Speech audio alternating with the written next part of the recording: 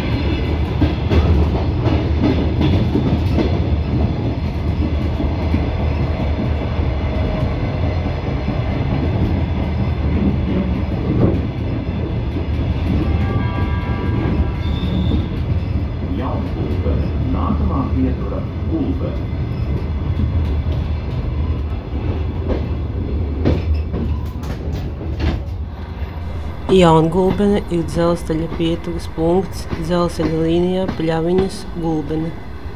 Jaungulbene atklāta kā stacija reizē ar dzelzceļa uzbūvēšanu 1903. gadā. Sākumā šeit bijusi 2 mūra stacijas ēka, tā saspridzināta 2. pasaules kara laikā. Šī ēka saglabājusies līdz mūsdienām. Pietura netika izmantota no 2013. gada 1. janvāra, kad tika atcelta līdz Gulbenei pagarinātie Madonas vilciena reisi, taču kopš 2027. gada 28. marta pasažieru vilcieni atkal apstājas pieturas punktā pēc tā atjaunošanas.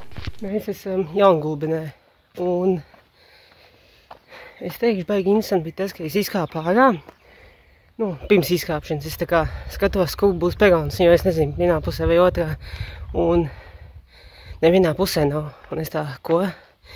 Un nozīmē tas, ka principā nav perona, vienkārši izkāp zālē. Iedomājieties, tā kā pļavā iet vilciens vienkārši, un tu vienkārši apstājies.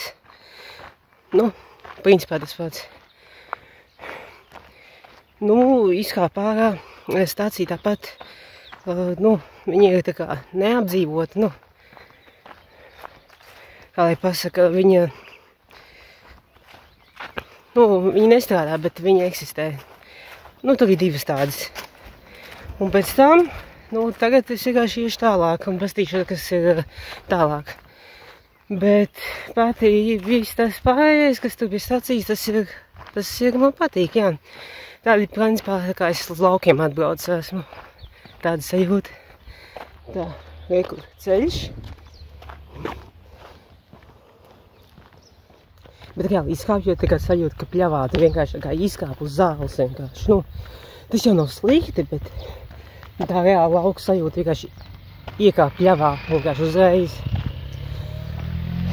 Bet es domāju, ka tas nemainīsies, tāpēc, ka vilcies tu reāli iet nedēļā 1 reizi vai 2 reizi, un tas jau, kurš kam būtu jāmaina kaut kas tāds. Es domāju, ka lai paliek tā kā ir un ir skaisti. Kaut kā tā. Labi, dosimies tālāk un paskatīsimies, kas vēl te ir.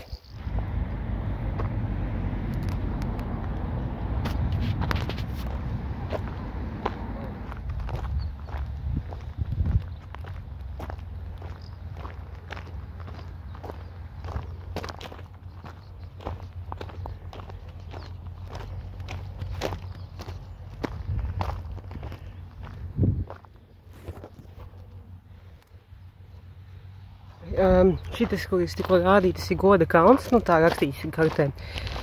Nu jā, nu, apmēram tā. Nu, šitien beigsim arī video. Tāpēc, jā, paldies par skatīšanās. Forši lauki, kā saka, nu, tā kā tāda forša sajūta.